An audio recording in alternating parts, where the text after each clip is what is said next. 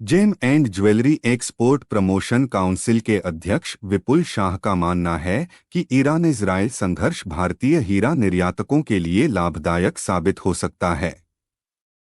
इस संघर्ष के बढ़ने से इजरायल से वैश्विक बाजारों में कट और पॉलिश किए गए हीरों सीपीडी के निर्यात में भारी गिरावट आने की संभावना है, जिसका लाभ भारतीय हीरा निर्यातकों को मिल सकता है।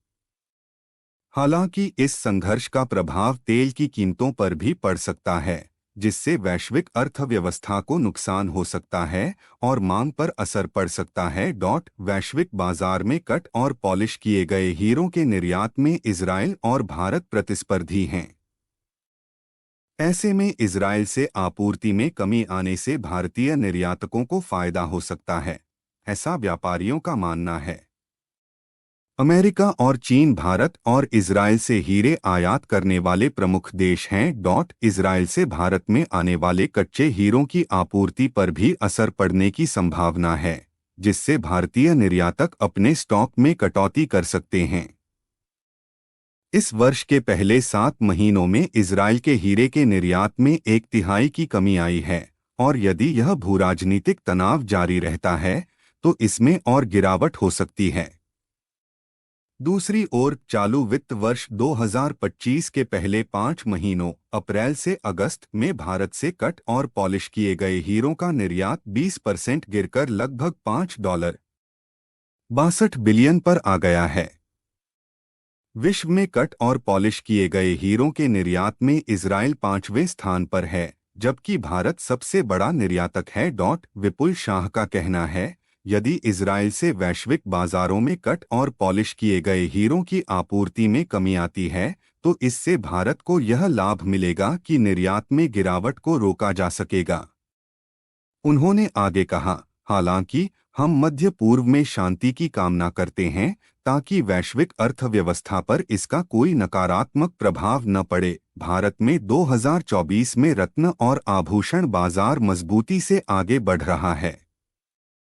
देश में इस उद्योग का ऐतिहासिक महत्व है और यह भारतीय अर्थव्यवस्था में अहम भूमिका निभाता है। भारत विश्व में सबसे बड़ा कट और पॉलिश किए गए हीरों का निर्यातक है और सोने के आभूषणों की भी बड़ी मात्रा में आपूर्ति करता है।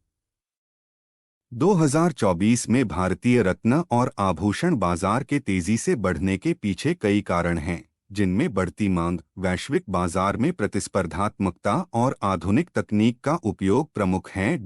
भारत के रत्न बाजार में गुजरात के सूरत जैसे शहर प्रमुख केंद्र बने हुए हैं, जहां हीरों को काटने और पॉलिश करने का काम बड़े पैमाने पर होता है। इसके अलावा जयपुर रंगीन रत्नों के प्रसंस्करण में महत्वपूर्ण योगदान देता है। 2024 में इस क्षेत्र में अधिक कुशलता लाने के लिए अत्याधुनिक तकनीक का उपयोग किया जा रहा है, जिससे उत्पाद की गुणवत्ता और उत्पादन क्षमता में सुधार हो रहा है।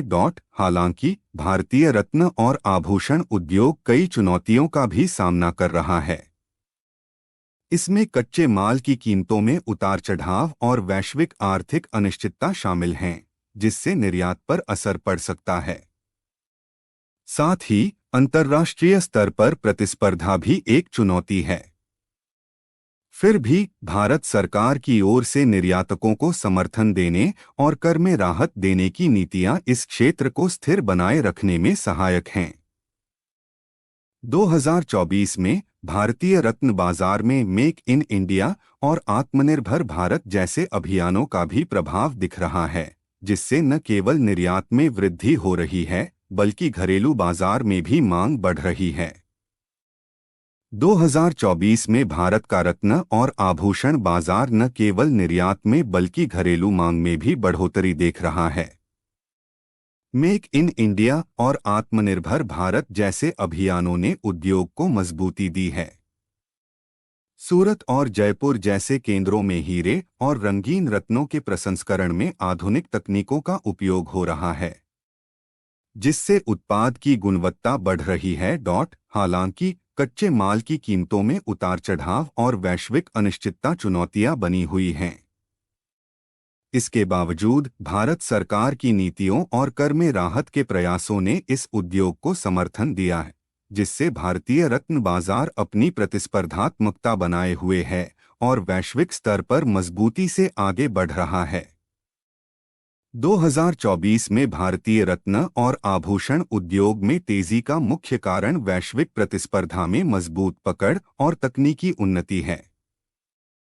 सूरत में हीरे का कटिंग और पॉलिशिंग कार्य अत्याधुनिक तकनीक से हो रहा है, जिससे लागत घट रही है और गुणवत्ता बढ़ रही है। मेक इन इंडिया और आत्मनिर्भर भारत जैसे अभियानों से घरेलू उत्पादन को बल मिला है, जिससे निर्यात के साथ साथ घरेलू मांग भी बढ़ी है। चुनौतियों में कच्चे माल की कीमतों का उतार चढ़ाव और अंतर्राष्ट्रीय बाजार की अनिश्चितताएं शामिल हैं।